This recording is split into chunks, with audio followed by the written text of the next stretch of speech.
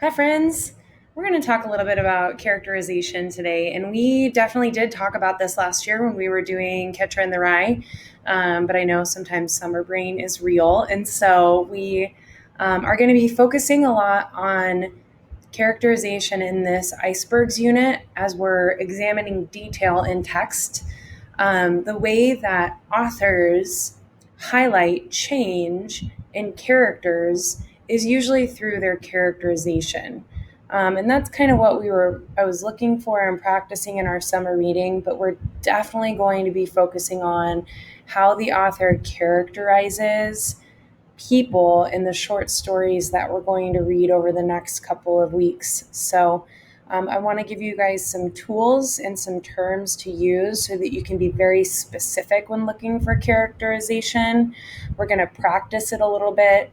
And all of these things are also going to help you complete your focus area, which is the one focus area that's showing right now. And once we get done with this one, maybe we'll look at another. So, stick with me today on our tutorial. Make sure you're taking some notes. You're going to be turning in these notes to me on Friday.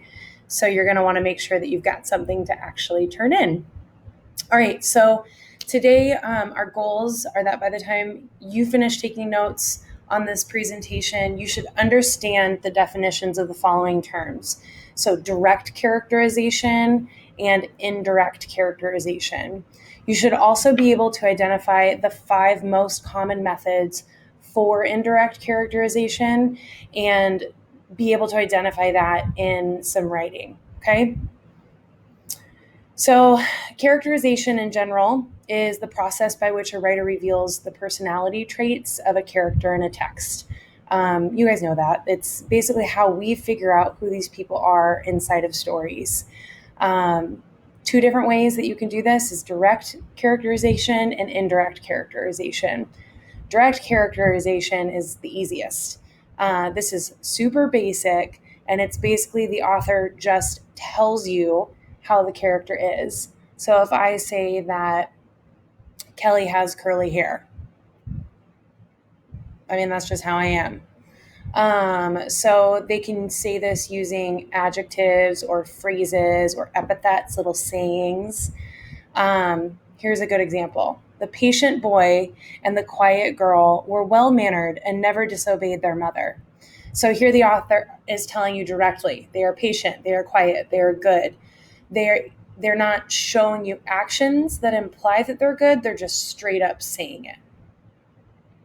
Indirect characterization is really where authors spend most of their time. This is the kind of stuff that makes a good story. So, with indirect characterization, the author reveals aspects by showing the reader what the character is like and then kind of leaves it up to us to draw our own conclusions. And so, this is where we start to go a little bit underneath what we see in the iceberg. There's the surface level, but we're starting to look at motivations and reasons for why a character might be the way that the character is. So this is a difference of show and tell. Direct characterization will tell you, indirect characterization will show you. So you will be able to back up a statement by showing their actions or what other people say about them, or we'll get into these 5 different types right now. So there are 5 different ways that you can do indirect. This is my 5 indirect ways you can 5 different ways you can do indirect characterization. There are no edits. All right, so through dialogue, so through what a character says, through a character's behavior and actions, so through what a character does, through a character's inner thoughts and feelings, if they're feeling emotional or thinking deeply about something, through a character's physical appearance, and then through the attitudes and reactions of others towards the character. So those are the 5 we're going to look for. So to show you some examples, I'm going to use excerpts from the novel The Handmaid's Tale by Margaret Atwood. This is not the Hulu version, very different. And all examples will demonstrate some aspect of the main protagonist, so the main character, whose name is Offred. And just in case you didn't know, The Handmaid's Tale is a dystopian novel, and it's about this imagined future where birth rate has dropped due to pollution and an extremist religious sect has taken over the United States. And there's a few fertile women still, and they're forced into the role of being a handmaid. So they're used for procreation. And Offred is one of these young ladies. It's kind of a crazy story. It's not real, but it is kind of nuts if you've never read it. So let's first look at dialogue. So here we have Offred speaking to another handmaiden, Ovglen. Okay? So the author reveals aspects of the character through the things he or she says to others. So I'm going to read this quote from the text. So during these walks, Offglen has never said anything that was not strictly orthodox, but then neither have I. She may be a real believer, a handmaid in more than name. I can't take the risk. The war is going well, she says. Praise be, I reply. We've been sent good weather, which I receive with joy. They've defeated more rebels since yesterday. Praise be, I say. I don't ask her how she knows. What were they? Baptists. They had a stronghold in the Blue Hill. They smoked them out. Praise be. So we see this very formulaic way of speaking. The only thing that Offred really says is praise be or I'm happy. And she's trying to figure out who Ovglen or what Ovglen's about. So things I just want to point out here, Offred's short and orthodox responses to what Ovglen says, it kind of reveals that Offred is a little guarded and she doesn't trust Offglen. She doesn't just like ask her everything she wants to know. She wants to know how she knows more information, but she doesn't trust her. She's worried that Offglen is a spy who will turn her in, and we can kind of see this by her just repeating the phrase, praise be. She's being like very formal. We do also see a glimpse of her inner dialogue, but we're going to see another example of that a little bit later. So we'll talk more about that.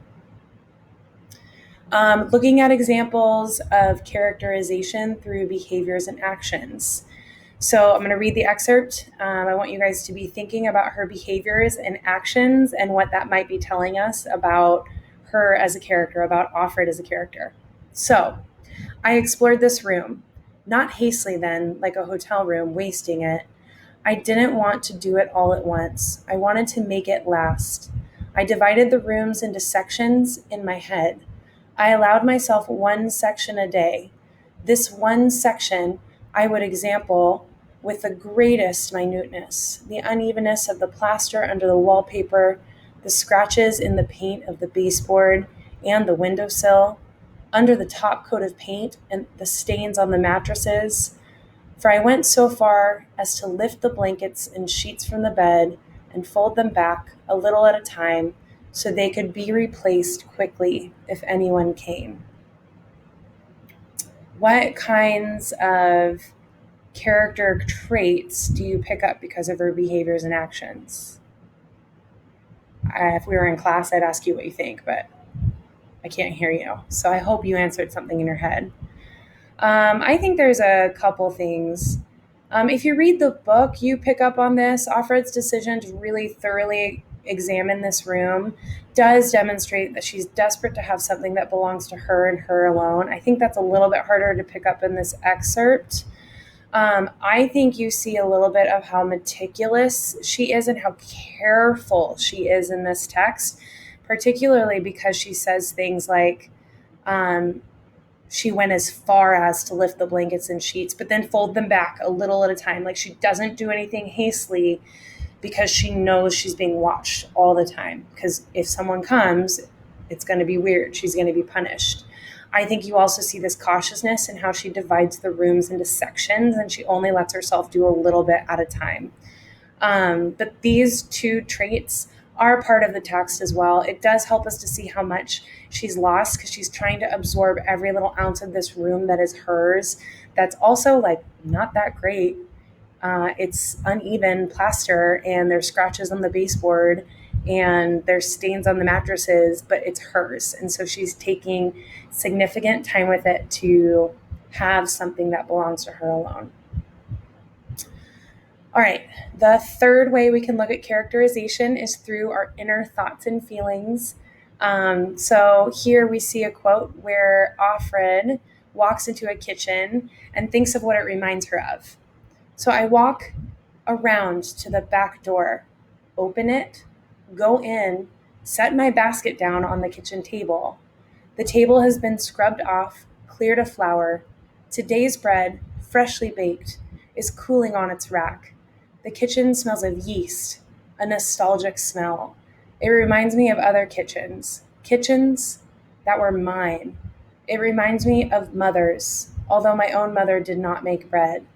It smells of me in former times when I was a mother. This is a treacherous smell, and I know I must shut it out. So, what are some things that we learn about Offred just from her inner thoughts and feelings? Some of the things that we reveal are really basic. Her inner thoughts and her reflections on mothers show us that she had a mother and that she was a mother. You feel a sense of sadness. She demonstrates that these are important, and it kind of like that she's lost them. And we get this idea that she's being super cautious. I think that's really interesting. We see it smells of me in former times when I was a mother. This is a treacherous smell. Like she's scared that she's having this reflection because she knows she can get in trouble for these kinds of thoughts of thinking about old days, of being nostalgic. So we get this little sense of fear, but also longing for something different, which I think is kind of sad. The fourth way is characterization through physical description. Some authors really choose not to utilize this very much, and you'll see in Hills Like White Elephants that we'll read tomorrow in class. We don't have a lot of physical description. There's not a lot in The Handmaid's Tale either. So one example is that Offred starts her text by saying, I am 33 years old, I have brown hair, I stand 5'7" without shoes, I have trouble remembering what I used to look like, I have viable ovaries, I have one more chance. And so she literally just tells you about her. She gives you her general description. It kind of helps emphasize how much she's been stripped of her identity and what makes her unique. And she says that she can't even remember what she used to look like. So this also reveals how much being a handmaiden has really stripped her of her sense of self. Finally, we see characterization through the thoughts of others. So this happens when another character is talking about the character that we're examining. So in this scene, the wife of the man for whom Offred has been assigned to have a child encounters Offred. So this is the other character. She's always looking at the tulips. She's looking at the tulips. Her cane is beside her on the grass. Her profile is towards me.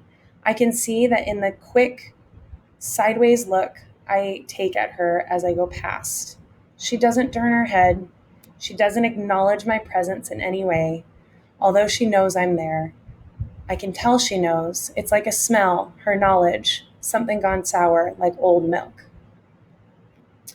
So here we see the wife's attitude towards Offred reveals how isolated Offred is, because when she walks by her, the woman doesn't even turn her head, doesn't acknowledge her presence. It kind of shows that Offred in the hierarchy of the house is really low. She's underneath the woman, and that the woman just doesn't even want to pretend that she exists. Shows that she has very few allies or friends in the house. Basically, we kind of get the impression that this woman does not like her, and we get the impression that Offred is uncomfortable, and there's a little bit of anxiety and hostility going on. So that is kind of how you can use these 5 methods to talk about characterization. We're going to practice identifying dialogue, behaviors and actions, inner thoughts and feelings, characters' physical appearance, and the attitude and reactions of others in our practice. This is going to be ways that we can analyze a little bit deeper. To just take a quote and say that this is indirect characterization won't be quite enough. We're going to have to go that next level and say why that quote shows an example of indirect characterization. So we'll continue to practice. This is just to get the language to you, and make sure you check out our worksheet that we're doing after this, and you'll be done with your work for Wednesday. Okay, if you guys have questions, if you're struggling with the worksheet, come see me in my office hours, and I would be so happy to help you. Bye.